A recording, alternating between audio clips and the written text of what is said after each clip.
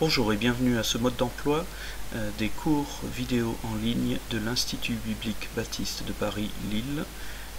La première chose à faire pour suivre les cours est de se rendre sur le site internet ibbp.info et de cliquer en haut sur cours en ligne. Vous arrivez sur une page qui va vous demander à droite l'identification. Vos professeurs, les responsables de l'Institut vous ont donné un mot de passe, un identifiant et un mot de passe. Vous les entrez ici, cliquez sur le bouton Entrée et vous arrivez sur votre bureau avec la liste de vos cours. On vous dit en vert que vous êtes authentifié. Ceci dit, un autre identifiant vous sera demandé au moment de visionner les vidéos de cours. C'est une sécurité supplémentaire pour nous et donc ce deuxième login est le même pour tous les étudiants. Il s'agit de étudiant au singulier et sans accent et le mot de passe est job425, JOB425.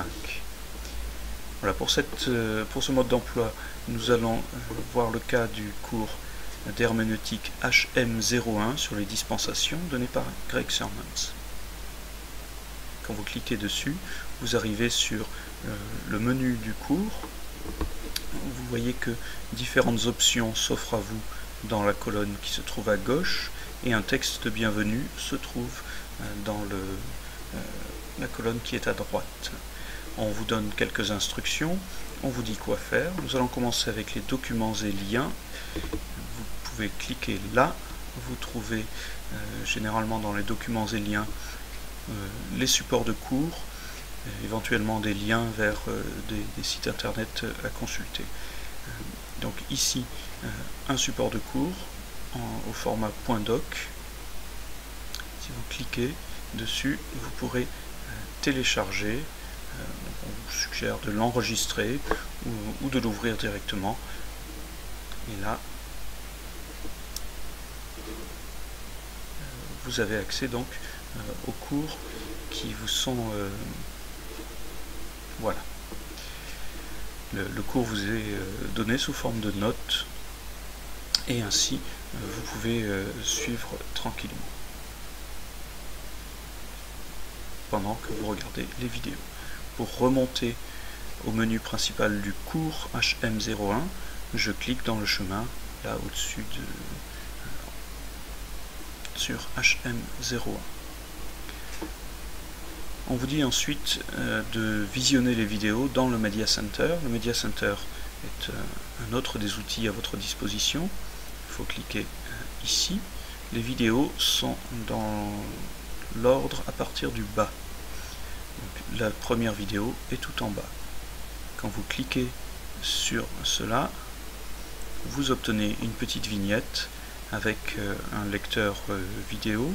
Il n'y a plus qu'à appuyer sur le bouton lecture. Et là, bien entendu, on vous demande un mot de passe supplémentaire. Donc, comme je vous l'ai dit, c'est étudiant et job425. Et là, le cours commence. Vous voyez que le lecteur vidéo indique à gauche le temps écoulé depuis le début de la vidéo. Il y a ensuite votre position qui s'affiche là, et puis une petite barre de progression qui vous indique à quel point la vidéo est déjà chargée sur votre ordinateur. À la fin de cette barre de progression se trouve le temps restant avant la fin de la vidéo. Vous avez avec ce petit bouton la possibilité de passer en plein écran, et ici se trouve le réglage du volume. On vous demandera probablement la première fois que vous irez sur cette section vidéo d'installer un logiciel qui s'appelle Silverlight.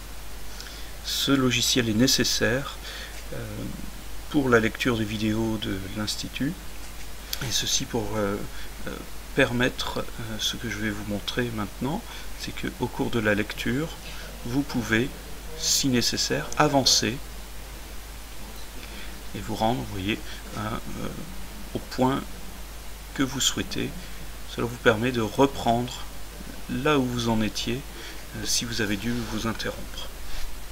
Voilà. Pour offrir cette possibilité, il est nécessaire d'avoir Silverlight d'installer. Si vous ne l'avez pas sur votre ordinateur, à la place de la vidéo s'affichera un logo Silverlight qui est un lien. Il vous faut télécharger ce logiciel avant de pouvoir voir les vidéos. Ce logiciel marche sous PC, Windows et sous Mac. Retournons au menu du cours. Les professeurs vous proposeront très certainement des exercices. Il peut s'agir d'exercices de type vrai ou faux, comme notre exemple ici. Vous cliquez sur les titres des exercices, on vous donne des instructions et on vous dit, voilà, de répondre vrai ou faux. Donc, une fois que vous avez répondu aux différentes questions, vous pouvez mettre fin au test. Le système vous donne immédiatement votre note et vos professeurs reçoivent une notification de cette note. Ils savent que vous avez fait votre travail. On vous indique donc votre choix, le choix qui était attendu, et on vous donne un commentaire. Une fois que vous avez vu ça, eh bien, vous cliquez sur terminer et vous voilà prêt à faire les éventuels exercices suivants, ou alors retourner au menu principal du cours, toujours en cliquant là-haut. Une autre possibilité est de rendre des travaux à vos professeurs. On vous demandera cela. Par exemple, vous verrez que on peut vous poser des questions. Alors là, ce sera, contrairement aux exercices, il s'agit de travaux où une réponse rédigée est nécessaire. Donc ce sera des réponses construites à des questions ou des développements particuliers que l'on vous demande. Dans ce cas-là, vous devez préparer un fichier Word la plupart du temps et cliquer ici sur une nouvelle soumission. Alors,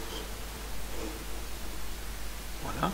Imaginons que vous avez préparé votre devoir ainsi. N'oubliez pas d'indiquer votre nom et de dire de quoi il s'agit sur ce document. Ensuite, le texte de votre réponse, vous enregistrez et vous êtes prêt à cliquer sur Nouvelle soumission pour soumettre votre travail. Il est nécessaire de donner un titre à son travail.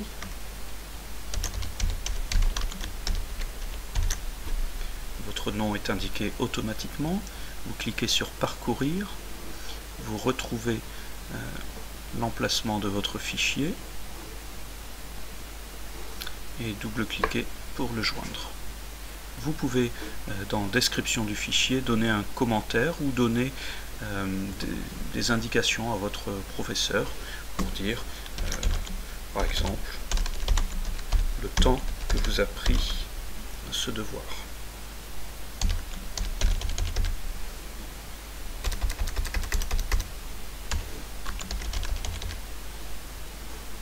Cliquez sur OK. Votre professeur est à ce moment-là averti que vous lui avez envoyé un travail. L'outil discussion peut s'avérer utile si vous avez des questions à poser. Il s'agit, ceci dit, d'un outil de discussion en direct. Donc il faut avoir rendez-vous avec son professeur pour passer dans l'outil de discussion.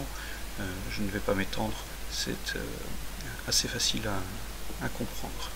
Voilà, j'espère que ce mode d'emploi vous sera utile. Je vous souhaite une bonne continuation dans vos études sous le regard du Seigneur.